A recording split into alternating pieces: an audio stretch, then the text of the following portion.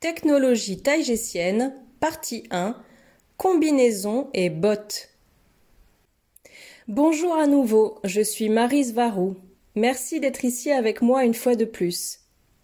Voici la première vidéo d'une série dans laquelle je décrirai certains des gadgets et des pièces de technologie que les taïgésiens utilisent au quotidien. Beaucoup de choses dans les sociétés dites lyriennes sont communes à tous.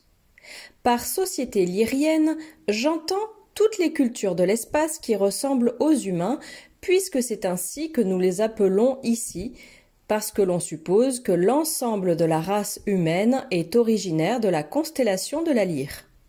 Regardez ma vidéo intitulée « Origine de la race humaine lyrienne » pour plus d'informations. En étudiant les cultures lyriennes, nous pouvons clairement voir un inconscient collectif entre toutes, car elles ont d'innombrables choses en commun à tel point que même beaucoup de choses sont exactement identiques. On dit que cela s'explique par le fait que les tendances et les idées tendent à voyager d'une culture et d'une planète à l'autre par le biais des graines d'étoiles, ou des âmes ayant une incarnation dans un lieu ou une culture, puis qui passent à la suivante une fois leur vie terminée là-bas. Et ces âmes emportent avec elles des idées et des concepts de leur expérience de vie précédente qu'elles appliquent comme des inventions à la suivante, ensemençant ainsi une nouvelle planète et sa culture avec de nouvelles choses.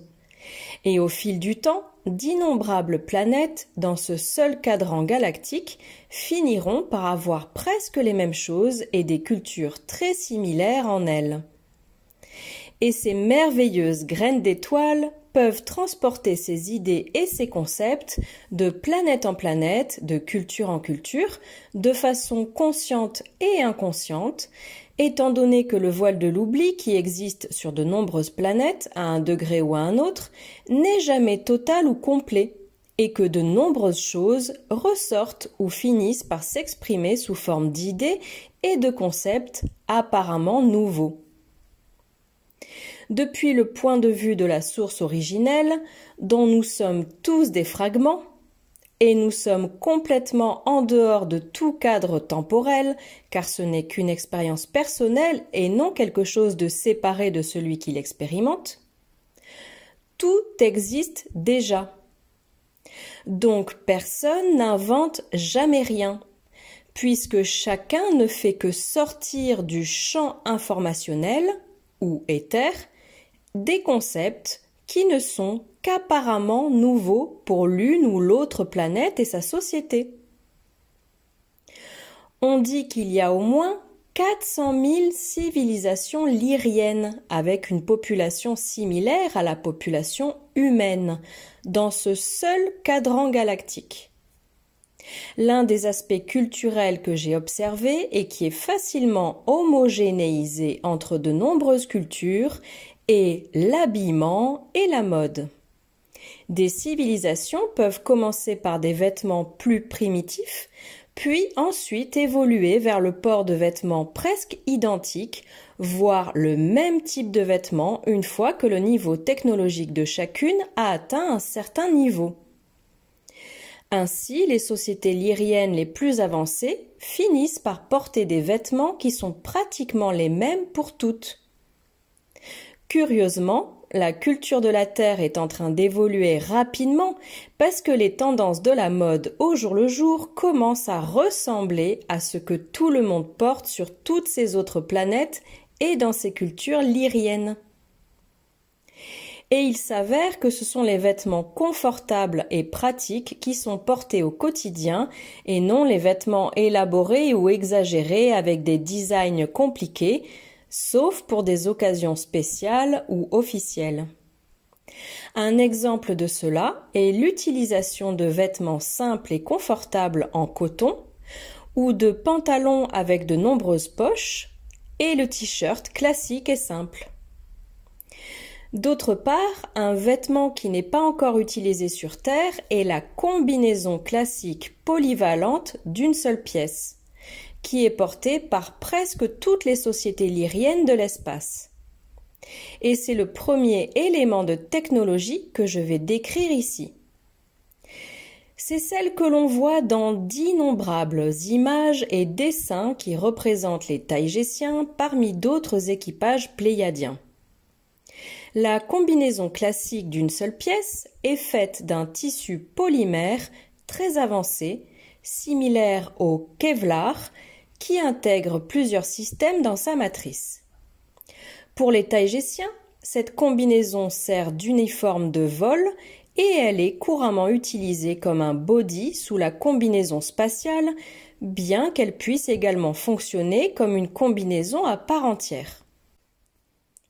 Initialement, elle était de couleur gris clair, mais elle est récemment passée au noir brillant avec des accessoires et des doublures de couleurs.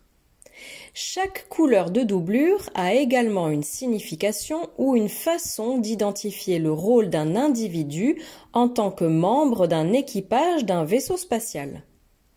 Les doublures dorées indiquent le haut commandement, les doublures bleues, les officiers, les doublures jaunes et rouges, l'ingénierie et l'armement, et les doublures noires et blanches, l'équipage général. Cette combinaison de très haute technologie a de nombreuses fonctions intéressantes et vitales. Elle a la capacité de maintenir la température corporelle de l'individu à des niveaux idéaux, le gardant au chaud même par des températures négatives et glaciales.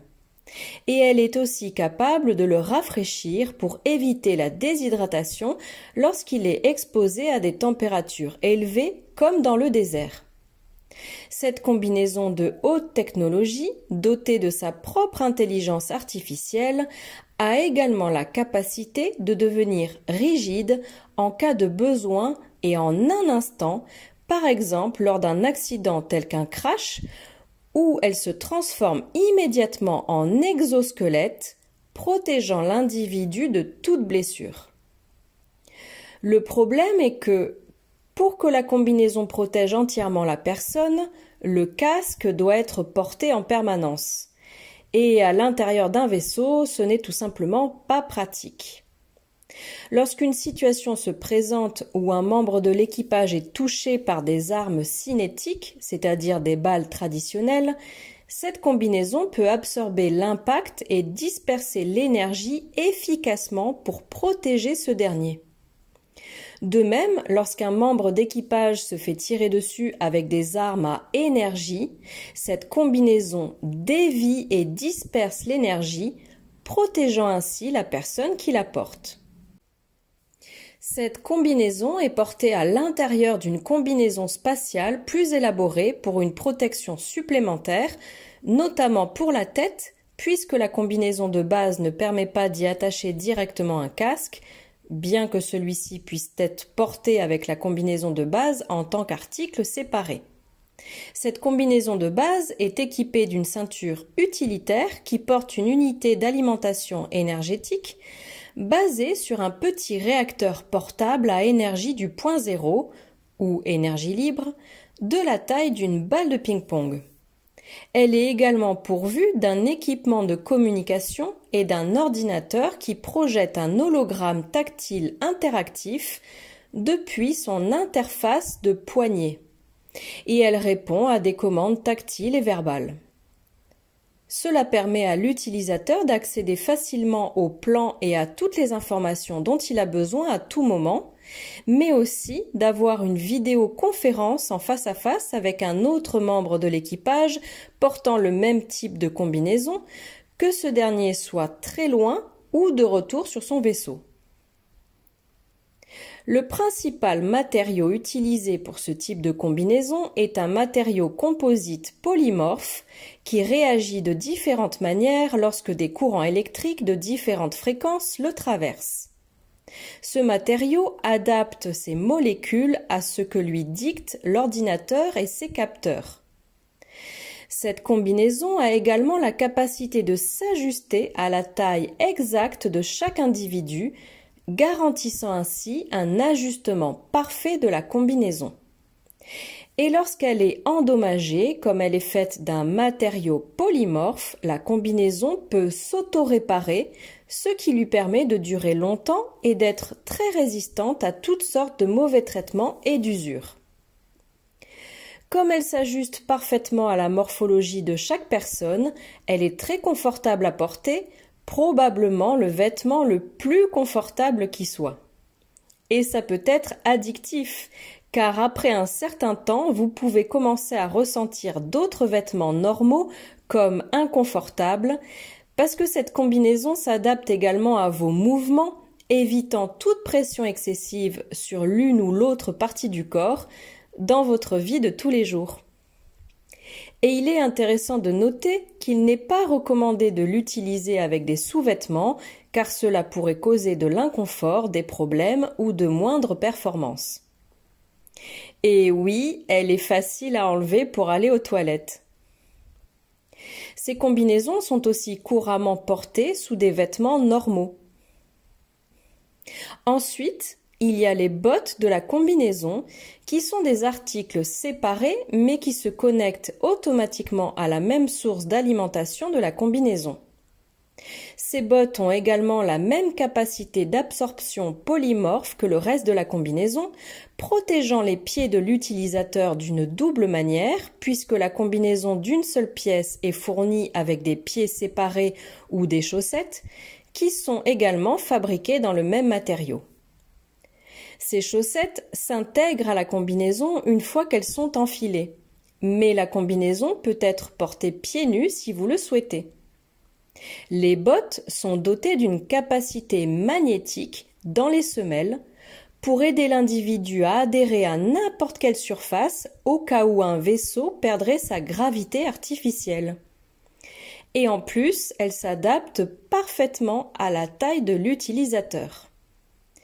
Les taïgésiens ont également des bottes à capacité augmentée qui sont dotées d'une technologie de suppression de la gravité. Ces bottes plus complètes sont plus grandes et plus encombrantes à porter, mais elles peuvent permettre à celui qui les porte de voler, littéralement.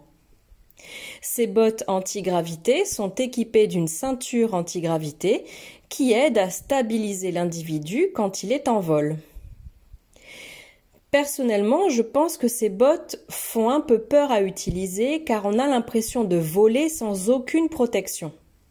Mais il m'a été dit qu'elles sont très sûres car en cas de défaillance de l'une, l'autre peut vous ramener au sol en toute sécurité. Bien qu'elles soient sûres à porter, ces bottes ne sont pas recommandées pour voler à de hautes altitudes sans une combinaison plus complète qui fournit à l'utilisateur l'oxygène nécessaire pour respirer et une protection supplémentaire contre la température. Même si ces bottes sont courantes et que presque tout le monde à Taïgeta en a une paire, j'ai remarqué qu'elles ne sont pas beaucoup utilisées pour le transport. Le plus souvent, elles sont reléguées à une utilisation pour la construction, l'entretien et la réparation, ou elles sont utiles pour permettre à une personne de se soulever pour atteindre des endroits élevés et se déplacer rapidement. Ces bottes se contrôlent de plusieurs manières. Simplement en changeant son centre de gravité et en imitant les mouvements du corps comme grimper ou marcher pendant qu'on est en l'air. Elles peuvent aussi être contrôlées à l'aide de gants spéciaux ou de commandes verbales faites à leur ordinateur de contrôle. Mais ces bottes sont largement utilisées et sont très pratiques car leurs applications sont extrêmement larges. Comme note complémentaire au sujet des combinaisons, leur ceinture d'alimentation énergétique peut être retirée et mise de côté pour plus de commodité et elle continuera à fournir de l'énergie à la combinaison via de la technologie sans fil. Ce sera tout pour aujourd'hui. Merci d'avoir regardé ma vidéo. Je vous en remercie beaucoup. Prenez soin de vous et à la prochaine fois. Avec beaucoup d'amour. Maryse Varou.